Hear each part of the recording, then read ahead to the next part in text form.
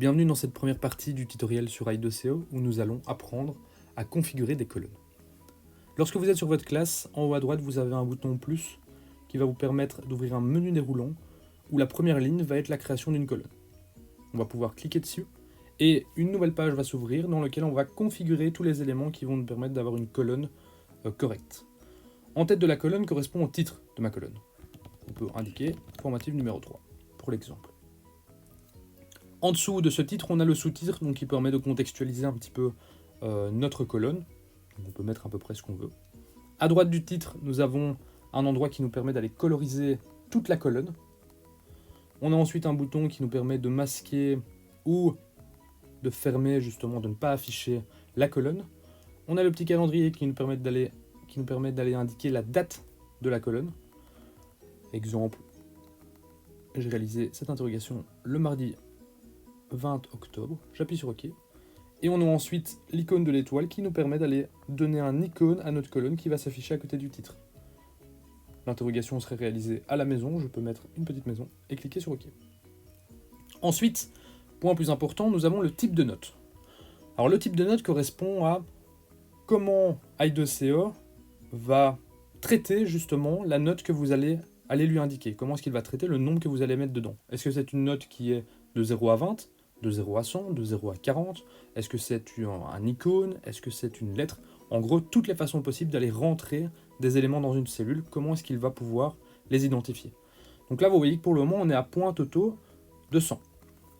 Alors de base, i2CO crée des types de notes qui sont fonctionnels, mais pas toujours complets.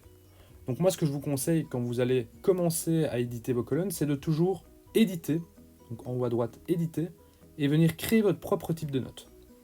Vous allez avoir 4 choix possibles, dont 2 choix dont nous allons parler aujourd'hui. La note numérique, donc un nombre.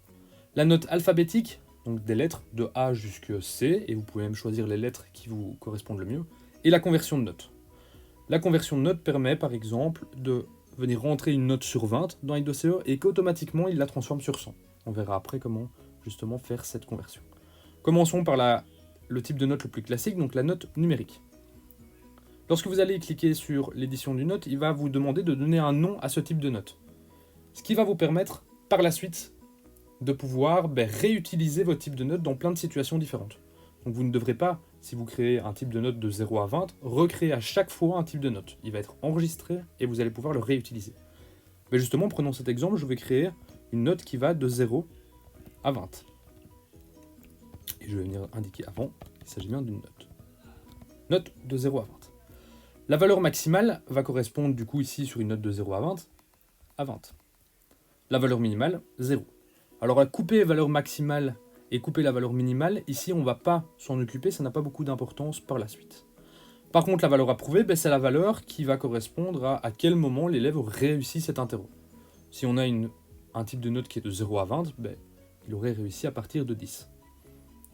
On peut arrondir la note qu'on vient rentrer dans i2CO. Si j'ai en termes de moyenne à un moment une note qui est de 14,75, je peux dire à i2CO d'aller l'arrondir à 15. Ici on va laisser désactiver. Je peux venir indiquer aussi à i2CO que je vais rentrer des icônes à l'intérieur de cette note et que chaque icône correspondra à une note. Exemple, si dans la cellule je viens mettre cette icône là, ça veut dire que l'élève aurait 18 sur 20. Celui-ci, il aurait 16 sur 20. Celui-ci, 14. Et ainsi de suite. Donc on peut venir placer des icônes pour chaque note différente. Dans un premier temps, on va enlever tout ça et on va rester sur une note plus classique, donc de 0 à 20. Dernier point important, donc les couleurs. Très important parce que ça va permettre d'aller colorer la cellule en fonction de la note de l'élève. Donc si vous regardez sur la gauche de notre page ici sur laquelle on est occupé, vous voyez que j'ai toutes des notes qui sont colorées en vert, des cellules qui sont colorées en vert. Donc c'est exactement pour arriver à ce résultat-là qu'on a cette petite page. Et là, je vais devoir indiquer, donc, vous voyez la plage, ça va de 0 à 20. Je vais devoir dire à i2CO, par exemple, en cliquant sur le plus, que en dessous d'une valeur de 10, je veux que la couleur soit rouge. Que lorsque la note est égale à 10, ce soit en orange. Et quand la note se situe au-dessus de 10, ce soit en vert. Je vois que la plage complète de mes notes est bien référencé à une couleur, et donc je peux venir cliquer sur OK. On voit bien que mon type de note a été modifié, j'ai bien rentré ma note de 0 à 20, pardon. Et maintenant, je vais venir choisir comment je vais éditer cette note. Donc, l'édition de la note, ça correspond à quand je clique sur ma cellule qui correspond à un élève, qu'est-ce que i2CO va m'ouvrir comme fenêtre pour me permettre d'aller rentrer ma note. Ici, vu que j'ai choisi une note numérique, j'aimerais bien que lorsque je clique sur ma cellule, il me propose un pavé numérique. Que ce soit le plus simple possible pour remplir ma note. Donc je vais cliquer sur ce type de note, et je vois que j'ai déjà plein d'éditions possibles qui sont préconfigurées, qui fonctionnent assez bien, donc je ne vous conseille pas spécialement d'en éditer des nouvelles, à part si par la suite vous avez des envies un peu plus précises. Mais ici, je vais choisir le pavé numérique. Ensuite, normes et compétences, c'est si vous rentrez des compétences dans i2CO, vous pouvez aller identifier que telle interrogation correspond à l'évaluation de telle ou telle compétence. Dernière chose, date de la cellule. Est-ce que je veux que dans chaque cellule, pour chaque élève, il soit marqué quand est-ce que l'interro a été réalisé? Si je ne veux pas, j'appuie sur Off ou Cacher. Si je veux la montrer, j'appuie sur Montrer. On va faire le test ici, donc je vais appuyer sur Montrer. À partir du moment où j'ai configuré mon titre, mes différents icônes, ma date, mon type de note, mon éditeur et la date de la cellule, j'ai fini de configurer ma colonne et je peux donc cliquer sur la petite croix en haut à droite de cette page et ma colonne va être créée. On voit bien qu'on retrouve le nom de ma colonne, formatif 3, on retrouve la date à laquelle cette interrogation était prévue, et on retrouve mon petit icône de maison pour indiquer que l'évaluation a été réalisée à la maison. Alors maintenant, vérifions si à la fois l'édition, donc le type d'éditeur que j'ai choisi fonctionne, et si les couleurs fonctionnent. Je clique 2 fois sur n'importe quelle cellule, et je vois bien que c'est un pavé numérique qui s'ouvre. Si je viens vérifier mes couleurs, j'avais indiqué dans mon type de note que je voulais qu'en dessous de 10, ce soit coloré en rouge, je vais mettre 9, on voit bien que mon nombre 9 ici est coloré en rouge. J'avais indiqué que si c'était égal à 10, ça devait être en orange. Très bien. Et si c'était au-dessus de 10, exemple 14, ce soit en vert. Super. Alors vous voyez la différence entre ma première colonne où toute la cellule est colorée et cette colonne-ci où simplement le nombre est coloré.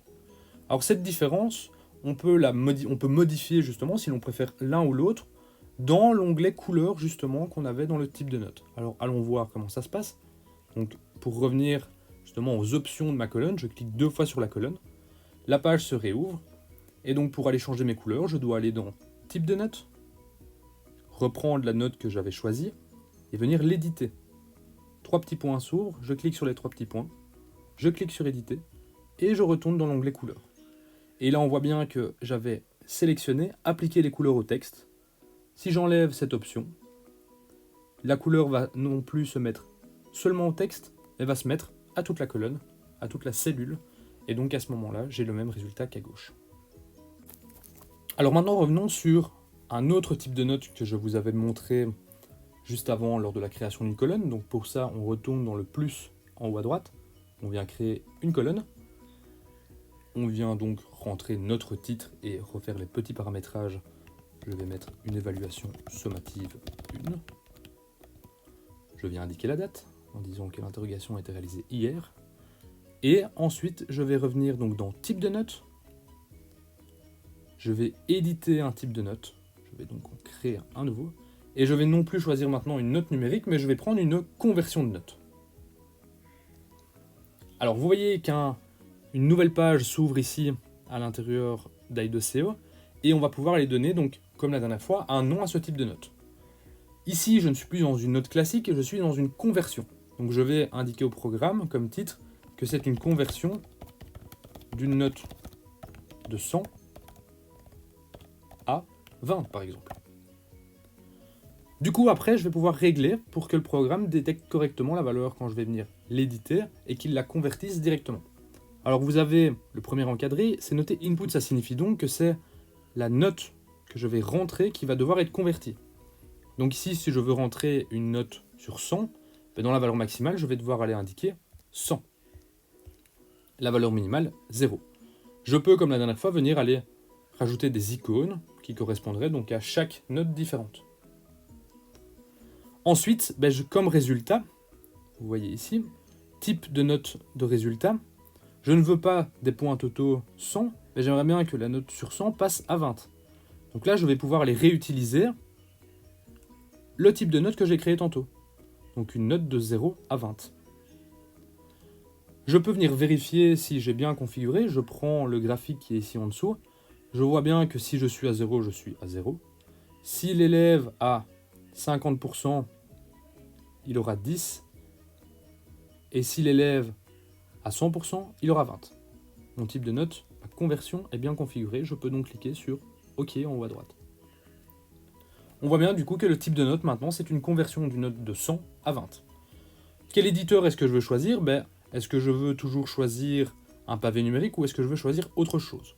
Alors je vais vous montrer qu'il existe un mode automatique qui vous permet d'aller placer en fait plein de notes différentes, que ce soit des icônes, que ce soit des lettres, que ce soit du texte, que ce soit des nombres. Donc le mode automatique est très bien fait, vous pouvez l'utiliser grosso modo pour toutes vos colonnes différentes, ça va remplir un peu tout le temps les mêmes fonctionnalités. Simplement le mode automatique reprend tout de manière un petit peu brouillon, donc si vous avez un type de note bien précis à aller mettre à l'intérieur, il suffit d'aller choisir exactement celui que vous voulez. Ici, laissons pour automatique, comme ça vous verrez un petit peu à quoi ça ressemble. Date de la cellule, je préfère toujours la montrer, et donc là j'ai configuré ma conversion de notes, je peux cliquer sur la croix en haut à droite, et une nouvelle colonne a été créée.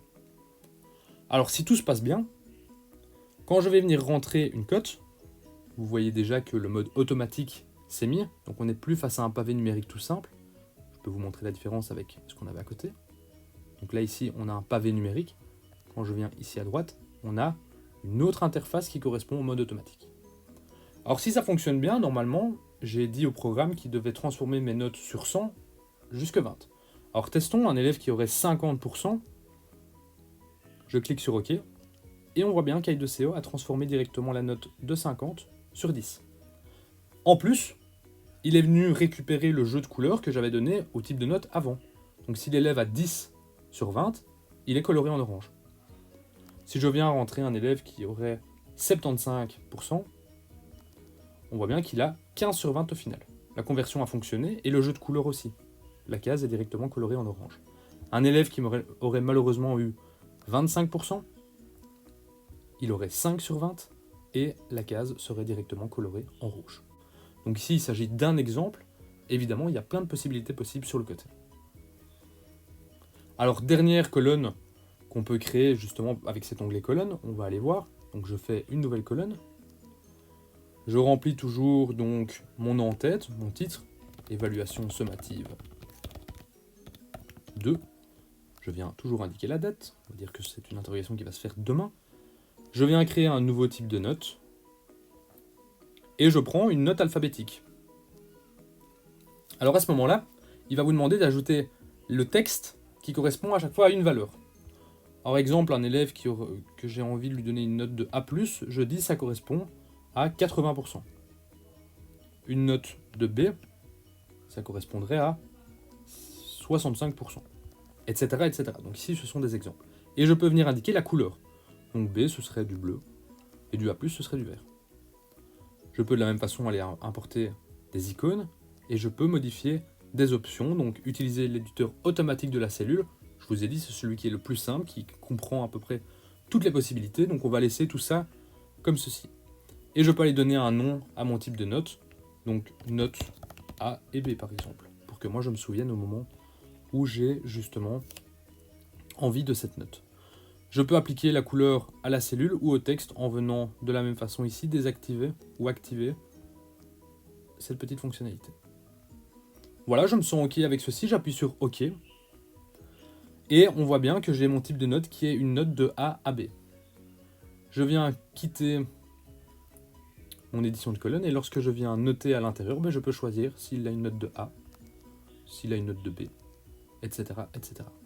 Alors dernière chose à propos des colonnes, je peux facilement aussi configurer l'ordre des colonnes dans Aido.co. Vous voyez bien que ici, elles se sont mises de gauche à droite en fonction du moment où je suis venu rentrer cette colonne. Je peux venir les déplacer. Alors pour ça, deux façons possibles. Soit je maintiens mon doigt sur la colonne, vous voyez bien qu'à ce moment-là, je peux venir la déplacer. Je vais venir la mettre ici par exemple.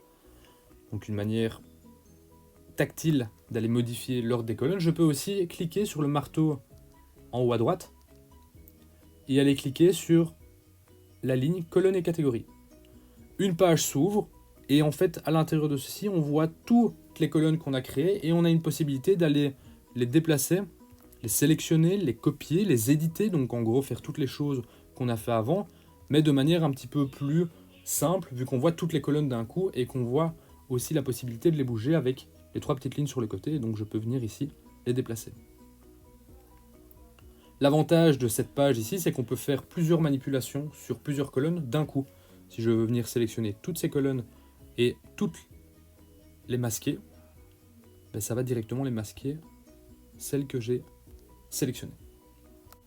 Voilà, vous savez tout donc maintenant sur la création des colonnes. Évidemment, il y a plein de possibilités différentes par rapport à ces colonnes, donc je vous propose de vous entraîner, de créer une classe test dans i2CO comme moi j'ai fait ici, et d'aller créer de nouvelles colonnes, de créer des nouveaux types de notes, et d'aller comme ça découvrir un peu toutes les fonctionnalités du programme.